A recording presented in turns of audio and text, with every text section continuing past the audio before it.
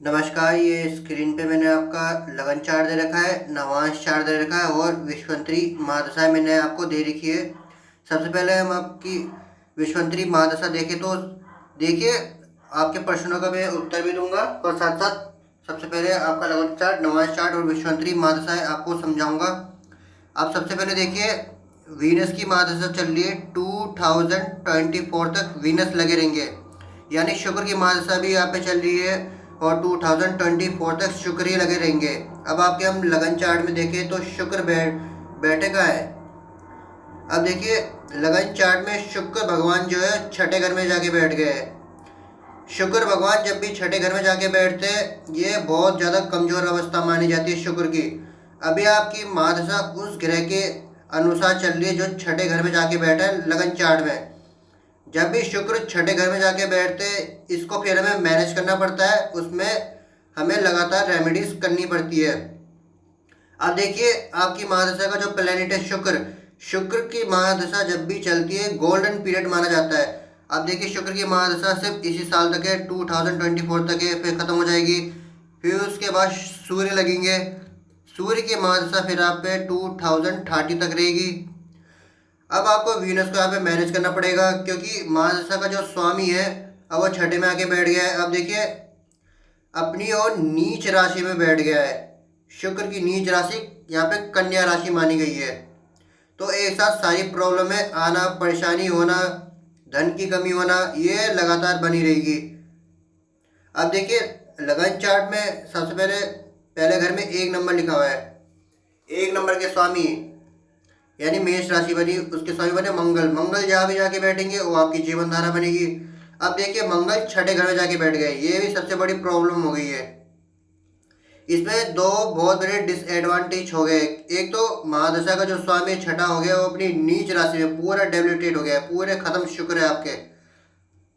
अब देखिए, शुक्र यहाँ पे आपको भाव नहीं देंगे, क्योंकि शुक्र आपकी कुंडली में पुरुषों का काम कर रहे हैं और हम पुरुषों की कुंडली में शुक्र स्त्रियों का काम करते हैं। यानी आपकी कुंडली में भी शुक्र दुल्हा है और हमारी कुंडली में यानी हम पुरुषों की कुंडली में शुक्र दुल्हन के रूप में काम करते हैं। अब इसे और समझिए, देखिए, महादशा का जो स्वामी है वो भी छठे में आके बैठा है और साथ साथ लग्नेश यानी मेष राशि मंगल वो भी छठे में आके बैठ गया है। तो आपकी जीवन धारा टोटली कॉम्प्रोमाइज में ही जाएगी। बहुत ज़्यादा करियर में दिक्कत ये देंगे ही देंगे। अब देखिए, मंगल यहाँ पे छठे में बैठते हैं तो बहुत अच्छा भाव देते हैं, शत्रु अंत का योग बनाते हैं, बट लग्नेश होकर नहीं बैठना चाहिए। नियम अनुसार 60 से 70% कुंडली खत्म मानी जाती है इधर। अब देखिए, मंगल यहाँ बैठने से यहाँ पे अस्त भी हो गए, मंगल में दिख रही ये चीज दिख रही है। अब देखिए, शुक्र भी अस्त हो गया, यहाँ पे उल्टा भी बनाया दोनों में। तो मंगल और शुक्र दोनों को आपको जीवन भर मैनेज करना पड़ेगा। अब इसे और समझिए। अब देखिए, जो छठे घर में बहुत सारे प्लैनेट भी बैठे हैं, शुभ भी है और अशुभ भी है। वीनस और मंगल एक साथ बैठ गए तो ये अच्छे प्लैनेट माने जाते हैं। मंगल यहाँ पे अशुभ प्लैनेट है, वीनस यहाँ पे शुभ है। वीनस की डिग्री भी हमें बढ़ानी है, अस्त अलग से हो गए। वीनस पे बहुत ज़्यादा काम हमें करना है।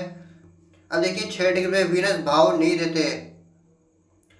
अब इस पे हुआ क्या है कि देखिए, वीनस की जो दृष्टि पड़ती है, 7वीं दृष्टि से वीनस अपने 12वें घर, माफ कीजिएगा, 12वें घर को देख रहे हैं। 1 2 3 4 5 6 7वीं दृष्टि इनकी 12वें घर पे पड़ रही है। जब भी शुक्र की दृष्टि 12वें घर में पड़ती है तो ये खर्चा बहुत अच्छा करता है ऐसे व्यक्ति, खर्चेलू भी बहुत ज़्यादा ऐसे व्यक्ति होता है। साथ साथ वीनस उसको उसका पर्स कभी खाली नहीं रहने देते। तो वीनस की दृष्टि जब भी 7वीं 12वें घर में पड़ती है तो व्यक्ति बहुत ज़्यादा खर्चीला होता है, उसको औसतन धन मिलता है, ज़्यादा नहीं मिलता। अब इसे और समझिए। देखिए, यहाँ पे सूर्य भी बैठे हैं। सूर्य जब भी छठे घर में जाके बैठते हैं बहुत ज़्यादा वीक पड़ जाते हैं। पिता का स्वास्थ्य तो सूर्य फिर खराब करने लगते हैं, तो पिता के स्वास्थ्य को आपको बहुत ज़्यादा ध्यान रखना है और साथ साथ पिता का भी आपको बहुत ज़्यादा ध्यान यहाँ पे रखना है। अब देखिए, सूर्य और मंगल जब भी एक साथ बैठते हैं तो ये बहुत अच्छा माना गया सफलता के लिए, बहुत अच्छी सफलता ये दोनों देते हैं। अब देखिए, इधर जो यहाँ पे केतु भगवान है, केतु भगवान ने एक तो सूर्य को ही ग्रस लिया। केतु भगवान यहाँ पे आके अगर अकेले बैठते हैं तो खतरनाक माने जाते हैं। क्यों? क्योंकि यहाँ पे केतु रोग से परेशान करते हैं, रेड से परेशान करते हैं, रिपो से परेशान करते हैं और शत्रुओं से यहाँ पे परेशान करते ही करते हैं। तो केतु यहाँ अकेले बैठने से प्रॉब्लम आ रही है। अब देखिए, जो केतु है, इन्होंने सूर्य भगवान के साथ ग्रहण दोष बना लिया है, तो पिता की स्वास्थ्य पे बहुत बड़ा असर पड़ता है। मान सम्मान आपको कमाने बहुत ज़्यादा दिक्कत होगी, जगह जगह अपमान होगा, बड़ी सफलता सूर्य भगवान नहीं लेने देंगे। और साथ ही साथ जो आपका अच्छा कॉन्फिडेंस है वो बहुत ज़्यादा वीक और लो ये कर देते हैं। अब देखिए यहाँ पे केतु भगवान ने फिर वीनस के साथ लंपट योग बनाया है। लंपट योग क्या होता है कि इसमें प्यार प्रेम में नाम जरूर खराब होता है, या फिर जवानी में एक बार नाम जरूर खराब ये करते ही करते हैं। अब देखिए केतु ने यहाँ पे मंगल भगवान के साथ अंगारक दोष का निर्माण किया है। अंगारक दोष का निर्माण करने से ये छठा घर जो है बहुत ज़्यादा पीड़ित हो गया, प्रभावित हो गया है। छठे घर में केतु भगवान ने बहुत सारे दुर्योग बनाया है। अब देखिए अंगारक दोष जब भी लगता है हर काम में अड़चने, दिक्कत और साथ ही साथ बैड लक पनौती पीछे लगी ही रहती है। तो हमें इस पर बहुत ज़्यादा वर्किंग करना है। आपकी कुंडली में छठा घर पूरा पीड़ित हो रखा है इधर, तो ये आपको रोग से परेशान करेंगे, ऋण से परेशान करेंगे, रिपो से परेशान करेंगे, शत्रुओं से परेशान करेंगे। जो आप पे ऋण चला है और इसी के कारण हो रहा है, तो ऋण आपको हटाना है तो इस छठे घर को आपको पूरा मुक्त करना पड़ेगा। अब आपका एक माफ कीजिएगा दूसरा क्वेश्चन था कि घर में कोर्ट कचहरी के केसेस ज़्यादा चल रहे हैं, कब वो सॉल्व होंगे। तो देखिए यहाँ पे 12वें घर में राहु बैठे हैं। राहु जब भी 12वें घर में जाके बैठते हैं तो कोर्ट कचहरी के और साथ साथ पुलिस थाने के चक्कर भी लगाते लगाते आपको ज़्यादा दोस्तों पे बिलीव नहीं करना है, क्योंकि 12वें घर के राहु बहुत ज़्यादा खतरनाक होते हैं और डेंजर होते हैं। तो आपको हर स्टेप संभाल के लेना है। यहाँ पे दोस्तों पे ज़्यादा बिलीव नहीं करना है, क्योंकि दोस्त यहाँ पे धोखा देते हैं जब भी राहु 12वें में बैठते हैं। और साथ साथ ये कोर्ट कचहरी के केसेस और पुलिस थाने के चक्कर ये लगाते रहते हैं। अब देखिए आपका तीसरा प्रश्न था कि घर में बिल्कुल भी शांति नहीं बनी है अभी, तो क्या दिक्कत है। अब देखिए जो घर के बारे में हम जानते हैं, यहाँ से देखते हैं। अब देखिए यहाँ पे हम अपने घर के बारे में जानते हैं। ये चौथा घर हमारा मकान है और साथ साथ जिसमें हम रहते हैं, इससे हम देखते हैं। अब देखिए इधर जो है शनि बैठे हैं। शनि जब भी चौथे घर में जाके बैठते हैं तो ये बहुत ज़्यादा एजेंडा इश्यूज चौथे घर में बहुत ज़्यादा बनाए रखते हैं। साथ साथ यहाँ पे घर में कोई ना कोई प्रॉब्लम बनी रहती है। शनि यहाँ पे बैठेंगे तो माँ को भी ये दिक्कत देंगे, क्योंकि शनि यहाँ पे अशुभ ग्रह बोले गए। शनि जब भी चौथे घर में बैठते हैं तो घर में शांति नहीं रखने देते, पहले बात तो ये है। तो शनि पे भी हमें रेमेडी करना है। शनि जब भी यहाँ पे बैठते हैं तो यहाँ पे गाड़ी घोड़े सब देते हैं, बट ये कि घर में शांति नहीं रखने देते। तो शनि पे हमें उपाय करना है। यही वजह है कि आप घर में शांति नहीं हो रही है अभी। जो आपने विवाह का पूछा है उस पर भी मैं अभी डिस्कशन करूँगा। अब देखिए विवाह के लिए हम 3 चीज़ देखते हैं, तो लगन देखते हैं, ग्रह देखते हैं और घर देखते हैं। लगन के अनुसार हम पहला घर देखते हैं। इसके बारे में तो मैं बता चुका हूँ कि मंगल बने, मंगल जाके छठे घर में बैठ गए तो विवाह में दिक्कत आएगी आएगी। लग्नेश पूरे वीक है, आपको जीवन भर लग्नेश का उपाय करना पड़ेगा यहाँ पे। अब देखिए ग्रह के हिसाब से गुरु को देखें तो देखिए गुरु यहाँ पे 7वें घर में बैठे हैं। गुरु जब भी 7वें घर में बैठते हैं तो ये बहुत अच्छी बात मानी जाती है। यहाँ पे जो हस्बैंड होता है बहुत ज़्यादा इंटेलिजेंट होता है और साथ साथ शिष्टाचारी भी यहाँ पे होता है और सौम्य प्रकार का पति आपको मिलेगा यहाँ पे। अब देखिए 7वां घर हम देखें तो 7वें घर में 7 नंबर लिखा है, यानी शुक्र की राशि बनी। शुक्र भी जाके नीच में बैठ गए तो विवाह में टोटली दिक्कत यहाँ पे आएगी ही आएगी। अब देखिए यहाँ पे 7वें घर में बुध भी बैठे हुए। बुध जब भी यहाँ पे बैठे तो व्यापार में आपको बहुत अच्छा लाभ देंगे, बिजनेस में आपको बहुत ज़्यादा तरीके यहाँ पे बुध यहाँ पे देते ही देते। साथ साथ हस्बैंड जो है बहुत ज़्यादा माइंडेड आता है, साथ साथ इंटेलिजेंट पावर हस्बैंड की बहुत ज़्यादा होती है। बट इसमें ये क्या है कि गुरु और बुध जब भी यहाँ पे एक साथ बैठते हैं तो ये विवाह के लिए अच्छा नहीं माना गया। क्यों? क्योंकि यहाँ पे बुध और गुरु यहाँ पे नपुंसकता का भाव शरीर में उत्पन्न करते ही करते हैं। और साथ ही साथ ऐसे जो व्यक्ति होते हैं अपने पार्टनर में बिल्कुल भी इंटरेस्ट नहीं लेते हैं। तो हमें 7वें घर पे वर्किंग करना। देखिए गुरु में कोई कमी नहीं है, गुरु तो 24 डिग्री के है, ये इनका तो आप मंत्र पढ़ के उपाय कर सकते हो। अब देखिए बुध को हमें तेज करना है। बुध के लिए आप एक पन्ना धारण आपको कर लेना है।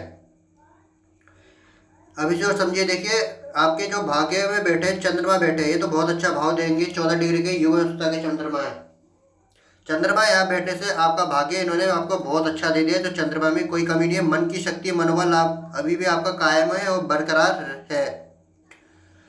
अब देखिए धन और लाभ के लिए हम कौन यहाँ लग गया 11वें घर देखते हैं। यहाँ पे 11 नंबर लिखा है 11वें घर में। इसके स्वामी शनि वो जाके चौथे में बैठ गए, ये सबसे बड़ी दिक्कत है। शनि जब भी चौथे में जाके बैठते हैं तो ये बहुत ज़्यादा प्रॉब्लम और क्रिएट करते ही करते घर के मामलों में और घर में भी। अब देखिए यहाँ पे धन जहाँ तक आपका देखें तो यहाँ पे 2 नंबर लिखा है। यहाँ इसकी जो स्वामी है वृषभ राशि बनी, वृषभ राशि के स्वामी शुक्र यहाँ पे नीचे में बैठ गए। धन में भी और लाभ में भी दोनों में प्रॉब्लम आ रही है, तो इसे हमें सॉल्व करना है। अब आगे समझिए, हमने आपका लगन चार्ट समझ लिया है। अब हम आपका नवांश चार्ट समझते हैं। नवांश चार्ट हमें क्या बताता है, आगे की फ्यूचरिंग बताता है। एग्जाम्पल के तौर पे ये लगन चार्ट आपका घर हुआ, अब उस घर में क्या क्या चीज़ें हुआ, ये नवांश चार्ट हुआ। अब देखिए नवांश चार्ट में राहु और मंगल, दोबारा अंगारक की स्थिति आ गई। इधर ऊपर लगन चार्ट में केतु और मंगल, यहाँ पे राहु मंगल। तो हमें अंगारक दोष की रेमेडी सबसे पहले करनी है, फिर बाकी ग्रहों की रेमेडी हमें करनी है। अंगारक दोष अब देखिए आपके धन के घर में लगा है, तो धन की प्रॉब्लम बहुत ज़्यादा आएगी यहाँ पे। अब देखिए यहाँ पे जो आपके चंद्रमा है वो जाके तीसरे घर में बैठ गए। चंद्रमा जब भी तीसरे घर में जाके बैठते हैं तो बहुत अच्छी बात है। अब देखिए चंद्रमा की जो दृष्टि पड़ती है, सातवीं दृष्टि, 1 2 3 4 5 6 7 11 घर, माफ कीजिएगा, यहाँ पे 9 घर को देखती है, शुक्र को देख रही है। अब देखिए यहाँ पे भाग्य को घर को चंद्रमा की दृष्टि देख रही है, तो यहाँ पे भाग्य आपका बहुत अच्छा कर दिया यहाँ पे। अब अच्छा भाग्य मिलने में जो डिले हो रहा है अंगारक दोष के कारण हो रहा है, क्योंकि ये भाग्य को जला देता है पूरा। क्योंकि ये मंगल जो है अग्नि तत्व में माने गए और राहु जो है वायु तत्व में माने गए। अब देखिए वीनस जो है यहाँ पे 9 घर में बैठे। जब भी वीनस 9 घर में बैठते हैं तो भाग्य किस्मत बहुत ज़्यादा अच्छे देते हैं और साथ ही साथ आपको जीवन में सारे सपने यहाँ पे पूरे करते हैं। अब देखिए वीनस की जो दृष्टि है साथ ही वो भी चंद्रमा को देख रही है, 1 2 3 4 5 6 7 चंद्रमा पे पड़ रही है, तो वीनस और चंद्रमा का एक कंजंक्शन बहुत अच्छा माना गया है। अब इसे आगे समझिए। अब देखिए गुरु जो है यहाँ पे 12 घर में होके बैठ गए। गुरु जब भी 12 घर में बैठते हैं तो डिवोर्स की स्थिति है घर में, माफ कीजिएगा, क्रिएट करते करते विवाह में। तो जो गुरु आपको अच्छा भाव देते थे लगन चार्ट में, अब नवांश में जाके वो 12 घर में बैठ गए। कर्म में ही दिक्कत देंगे, विवाह में प्रॉब्लम देंगे, संतान में प्रॉब्लम देंगे। अब देखिए संतान का घर जहाँ तक हम देखें ऊपर लगन चार्ट में, यहाँ पे शनि बैठे चौथे घर में, मंगल बैठे, तो संतान का घर भी फंसा हुआ है यहाँ पे। शिक्षा, प्रेम और संतान, इन तीनों में ही दिक्कत देंगे। अब देखिए यहाँ पे गुरु को हमें यहाँ पे निकालना पड़ेगा, उसकी रेमेडी मैं आपको दे दूंगा। अब देखिए शनि जो है यहाँ पे आपके कर्म के घर में आ गए, बहुत अच्छा भाव देते हैं, कर्म के घर में आते हैं तो शनि रॉयल बनाते हैं व्यक्ति को। यहाँ पे व्यक्ति को 36 साल के बाद शनि भगवान बहुत अच्छा धन यहाँ पे प्रदान करते हैं और उसका हाथ धन से भर देते हैं जब व्यक्ति 36 पार करता है। हालांकि उससे पहले भी देते हैं बट वो थोड़ा कम देते हैं, 36 साल के बाद व्यक्ति को बहुत ज़्यादा देते हैं। अगर ऊपर आप लगन चार्ट की शनि भगवान की रेमेडी करोगे तो देखिए शनि आपको तुरंत असर देना शुरू कर देंगे। तो देखिए सूर्य जो है उच्च के हो गए, यहाँ पे मेष राशि में सूर्य उच्च के हो गए, लाभ में बैठे, तो लाभ आपका बहुत ज़्यादा बढ़ा देंगे सूर्य। अब इसे आगे समझिए। बुध जो है आपके छठे घर में जाके बैठ गए। बुध जब भी छठे घर में जाके बैठते हैं तो यहाँ पे ये स्किन की प्रॉब्लम देते ही देते हैं, स्किन रैशेस की प्रॉब्लम देते हैं, इन्फेक्शन की प्रॉब्लम देते हैं। तो हमें बुध पे रेमेडी करना है। यहाँ पे बुध जो है बुद्धि की भी कुछ इश्यूज देते हैं। डिसीजन आपको सही लेना है, कोई भी डिसीजन आपको जल्दीबाजी में गलत नहीं लेना है। अब देखिए केतु भगवान जो है 8वें घर में आके बैठ गए। केतु जब भी अष्टम भाव में बैठते हैं तो ये पाइल्स की प्रॉब्लम, प्रोस्टेट की प्रॉब्लम, स्पाइनल कॉर्ड की प्रॉब्लम और लिगामेंट्स की प्रॉब्लम देते ही देते हैं। तो केतु भगवान पे भी हमें रेमेडी करना है। अगर आपको जानकारी पसंद आई हो, श्री गणेश कीजिए, एस्ट्रो ज्ञान को सब्सक्राइब कीजिएगा।